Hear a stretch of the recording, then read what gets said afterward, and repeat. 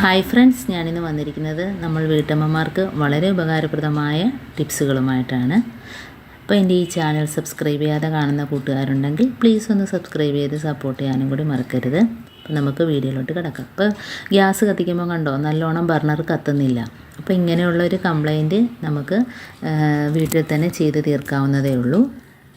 അപ്പോൾ ഈ രീതിയിൽ വേണം നമുക്ക് തീ കത്താൻ. കണ്ടോ, മഞ്ഞ കളറൊന്നുമില്ലാതെ നല്ല നീല കളറിൽ തീ കത്തണം. അപ്പോൾ നമുക്ക് ബർണറിന് ഒരു കുഴപ്പമില്ലാന്ന് മനസ്സിലാക്കാം. അപ്പം അതിനായിട്ട് നമുക്ക് വീട്ടിലോട്ട് കിടക്കാം. അപ്പോൾ അതിനായിട്ട് ഞാനൊരു പാത്രത്തിനകത്ത് കുറച്ച് വെള്ളം തിളപ്പിക്കാനായിട്ട് വെച്ചിട്ടുണ്ട്. അപ്പോൾ വെള്ളം തിളയ്ക്കാറാകുമ്പോഴത്തേനും നമുക്കതിനകത്തോട്ട് ഹാർപ്പിക്ക് ഒഴിച്ചു കൊടുക്കാം. അപ്പോൾ 3 ബർണർ ക്ലീൻ ചെയ്യാനുള്ള ഹാർപ്പിക്കാണ് ഞാനിപ്പോൾ ഒഴിച്ചു കൊടുക്കുന്നത്. അപ്പോൾ അതൊന്ന് തിളച്ച് വന്നിട്ടുണ്ട്. ഇനി നമുക്ക് വീട്ടിൽ പാചകത്തിനൊന്നും ഉപയോഗിക്കാത്ത ഒരു പാത്രത്തിനകത്തോട്ട് നമുക്ക് ഈ വെള്ളം ഒഴിച്ചു കൊടുക്കാം.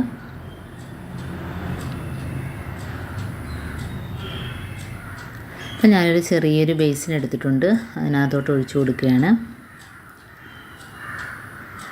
ഇനി നമുക്ക് ഈ വെള്ളത്തിനകത്തോട്ട് കുറച്ച് ബേക്കിംഗ് പൗഡർ ഇട്ട് കൊടുക്കാം. അപ്പോൾ ഒരു സ്വല്പം മാത്രം മതി ബേക്കിംഗ് പൗഡർ. ഇനി അതിനകത്തോട്ട് നമുക്ക് 3 ബർണറും ഇട്ട് കൊടുക്കാം. അപ്പോൾ അത് അരമണിക്കൂറോളം ഈ ബർണർ ഇതിനകത്തിരുന്ന് ആ അഴുക്കും പൊടിയെല്ലാം ഇളകിയിരിക്കും. ഹാർപ്പിക്കും ബേക്കിംഗ് പൗഡറൊക്കെ ഇട്ടുകൊണ്ട് നമ്മൾ ആ ഹോളിലൊക്കെ അടഞ്ഞിരിക്കുന്ന നമ്മുടെ ഈ ആഹാരം ഉണ്ടാക്കുമ്പം തന്നെ അടഞ്ഞിരിക്കുന്ന വേസ്റ്റുകളൊക്കെയാണ്, അല്ലാതെ പൊടികളൊക്കെ ഉണ്ടെങ്കിൽ അതെല്ലാം പോയി കിട്ടും.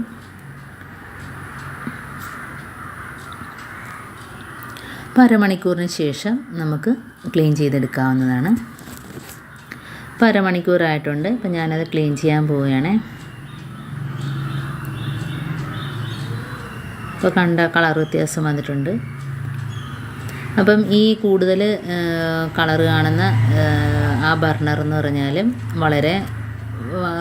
വളരെയധികം കത്തിക്കാത്ത ഒരു ബർണറാണ് ആ ചെറുത്.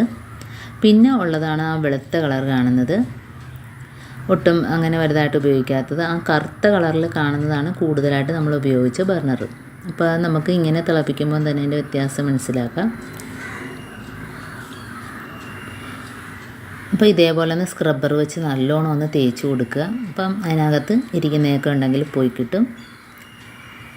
അപ്പോൾ ഇതേപോലെ തേച്ചതിന് ശേഷം നമുക്ക് പിന്നോ അതല്ലെങ്കിൽ മൊട്ടിപ്പിന്നൊക്കെ ഇട്ട് ആ ഹോളിലൊന്ന് ഓരോ ഹോളിലും ഒന്ന് കുത്തി കൊടുക്കണം. കാരണം എന്തെങ്കിലും അടഞ്ഞിരിപ്പുണ്ടെങ്കിൽ അതൊക്കെ പോയിട്ട് നല്ല രീതിയിൽ തന്നെ തീ കത്താനൊക്കെ സഹായിക്കും. അല്ലെങ്കിൽ നമ്മൾ ഗ്യാസ് കത്തിക്കുമ്പം തന്നെ ഈ ബർണറിൻ്റെ ഇടയ്ക്കുന്ന് തീ കത്തിയിട്ട് ഗ്യാസ് നഷ്ടമാകും. കാരണം അത്രയും ലീക്കായി പോകും. തീ ലീക്കാകുന്നതനുസരിച്ച് ഗ്യാസ് നഷ്ടമാകും.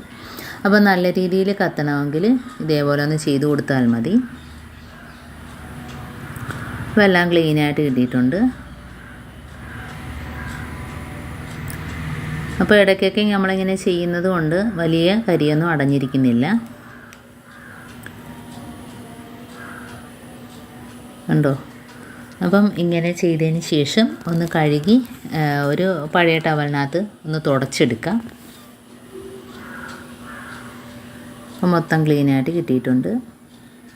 അപ്പോൾ നമ്മളിങ്ങനെയൊക്കെ ഇടയ്ക്ക് ക്ലീൻ ചെയ്ത് കൊടുത്താൽ തന്നെ നമുക്ക് ഗ്യാസ് വളരെയധികം ലാഭമാകും. അതല്ല എങ്കിൽ ഗ്യാസ് ബർണർ നല്ലോണം കത്താതെ ഇടയിലൊക്കെ കൂടെ തീ പാളിയിട്ട് ഗ്യാസൊക്കെ നഷ്ടമാകാൻ ചാൻസ് ഉണ്ട്. അതുമാത്രമല്ല, മഞ്ഞ കളറിൽ തീ വരുമ്പം തന്നെ നമ്മൾ ഏത് പാത്രം വെച്ചാലും അടിഭാഗം കരി പിടിക്കും.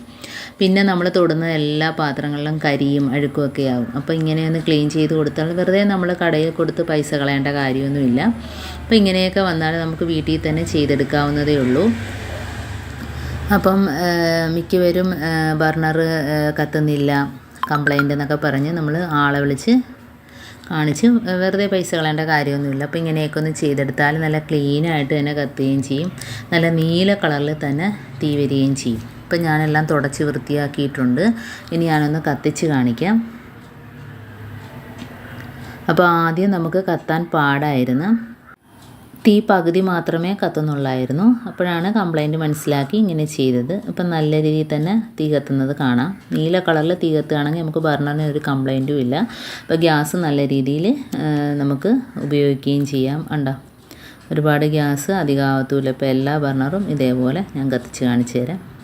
കണ്ടോ, ഒരു കുഴപ്പമില്ല, നല്ല നീല കളറിൽ കത്തുന്നുണ്ട്. അപ്പോൾ ഈ അടുപ്പാണ് ഞാൻ കൂടുതലായിട്ട് ഉപയോഗിക്കാറ്.